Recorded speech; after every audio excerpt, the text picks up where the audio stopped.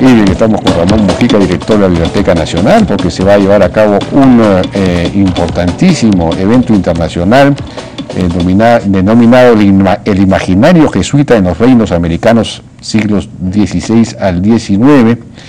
Y esto tiene que ver con los 200 años, este año se cumplen 200 años de retorno, digamos, de los jesuitas al mundo en general, ¿no?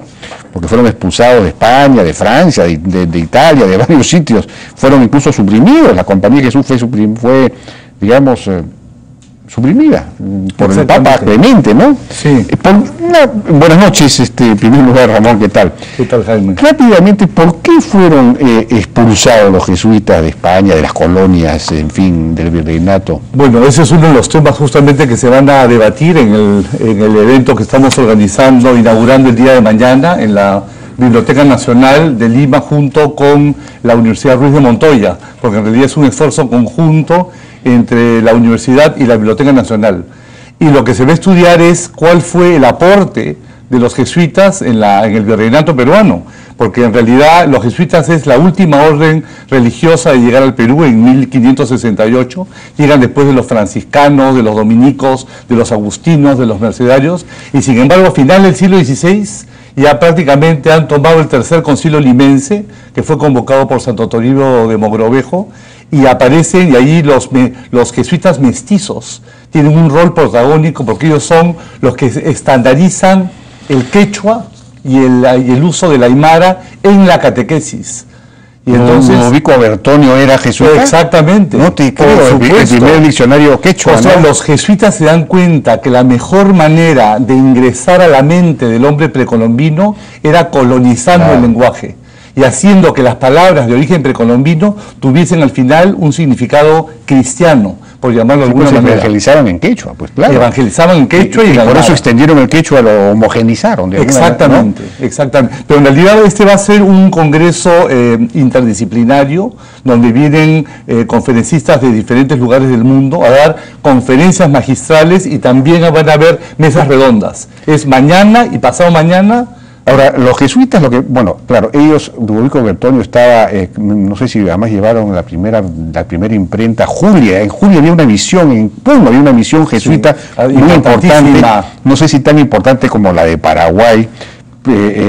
Ellos tenían su utopía, ¿no? Una utopía social, ¿no?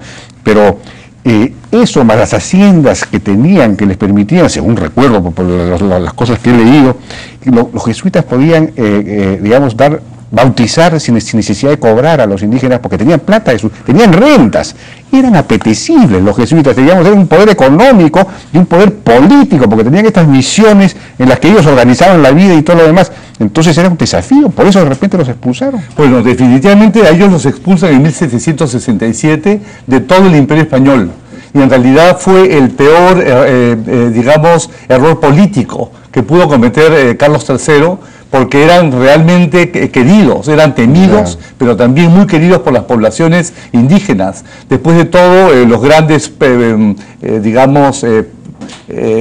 pensadores indígenas, como Juan Santos Atahualpa, Túpac Amaru, Túpac Katari, todos ellos eran discípulos de los jesuitas. Ellos estudiaron en unos colegios para nobles indígenas. Claro, ellos tenían a su cargo la educación de los caciques y de la aristocracia inca. Entonces, de alguna manera han estado detrás de los levantamientos de Túpac Amaru y compañía. Y cuando fueron expulsados del Imperio Español, desde Italia y desde Inglaterra, tenían razón en expulsarlos. Bueno, el tema es que es una orden religiosa que estaba muy cercana al poder.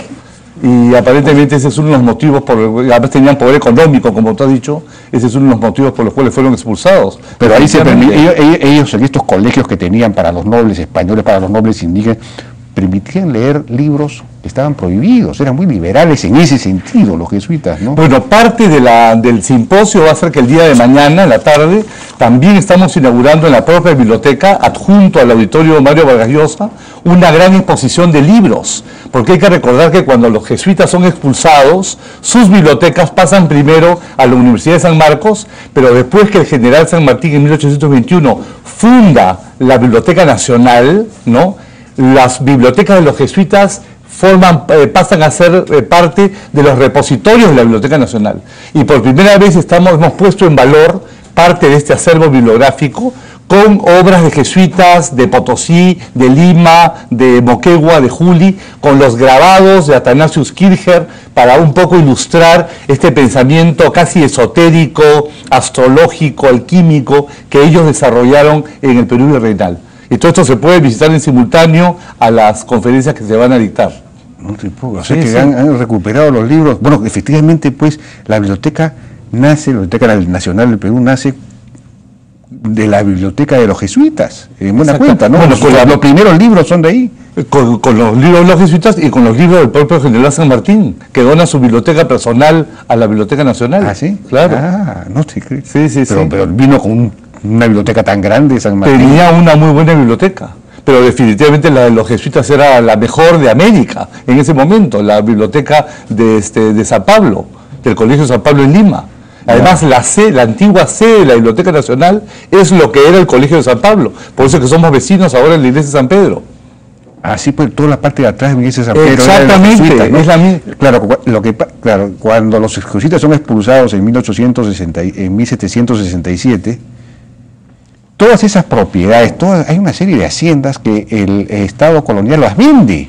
No, se desprende de ellas porque no sabía administrarlas. Claro, les expropian todas sus pertenencias. Todas sus pertenencias. Incluyendo sus bibliotecas. La casona de San Marcos, por ejemplo, era jesuita. Exactamente. Era propiedad jesuita. Exactamente. Y que es interesante, habría que hacer el rastreo de todo eso, ¿no? Y ahí la hacienda San Borja. Cuando está San Borja, era una hacienda jesuita. Y hay además, y parte de esta agenda política, digamos, se concreta en dos matrimonios de conveniencia que se dan, uno a finales del siglo XVI y otro en el siglo XVII, que es cuando los jesuitas casan a Martín de Loyola, que era sobrino de San Ignacio de Loyola, fundador de la orden jesuita, con la ñusta que Beatriz Clara Coya, descendiente directa de Huayna Cápac. Y de este modo entroncan la dinastía inca con la dinastía jesuita para convertir a los jesuitas en los herederos del Imperio del Sol. Y años después... ¿Cómo que la dinastía jesuita? Los jesuitas no se casaban. ¿Cómo es esto? No entiendo. No, pues, pero es un descendiente de San Ignacio de Loyola. Un descendiente de sobrino. Ajá. Y después casan a doña Lorenza, a Ana María Lorenza García Zairi Túpac de Loyola con un descendiente de San Francisco de Borja. Entonces son dos matrimonios donde casan a los descendientes de los incas emparentados con la Compañía de Jesús, para convertir al Imperio del Sol en una suerte de nuevo imperio austroandino, en donde la imagen del dios sol pagano se convierte en un emblema del sol de justicia, que era el título profético de Cristo Rey. O sea, definitivamente los jesuitas tenían una mirada mesiánica, providencialista, profética de la historia, ¿no? Y que integraba los dos mundos. Y ellos que integraban los dos mundos y querían en el fondo crear una suerte de teocracia, a diferencia de las utopías renacentistas, donde se habla de una sociedad laica. Los jesuitas imaginaban el nuevo mundo como una suerte de jardín del Edén restaurado, dirigido por sacerdotes, ¿no? Sí, pues, cosa que implantaron en Paraguay y también me parece en alguna medida en Puno, ¿no? Exactamente, es lo que ellos buscaban, ¿no? Incluso en algún momento se habla de la separación de los indígenas de los europeos, porque consideraban de que los indios eran muchísimo más puros que los europeos. Y eso ya lo decía Bartolomé Las Casas, que era dominico, que una indígena desnuda era más pura que una europea vestida. ¿En qué se diferenciaba? He visto que hay una conferencia, la utopía jesuita de la utopía franciscana. Bueno, de hecho, los jesuitas toman mucho de los franciscanos. Esa es una conferencia que va a dar Govin Bailey, que viene de Canadá, y que es uno de los grandes historiadores del arte mundiales, y que se ha especializado además en el tema de los jesuitas. Entonces hay que ir mañana a escucharlo hablar. Mañana comienza esto. Mañana comienza a las 9 de la mañana, con las primeras conferencias magistrales. En la Biblioteca Nacional. En la biblioteca aquí en San Borja. Y esto dura 2 días, creo, ¿no? Dura 2 días, es de 6 a 9, de 9 de la mañana a 6 de la tarde, y luego pasado mañana a la misma hora. Qué extraordinario. Y son como 5 conferencias internacionales. ¿no? Y también con profesores de la Universidad Católica, de la Universidad de San Marcos. Qué bien. Ustedes nos han mandado unas fotos para saber si la podemos ver rápidamente porque nos ganó el tiempo.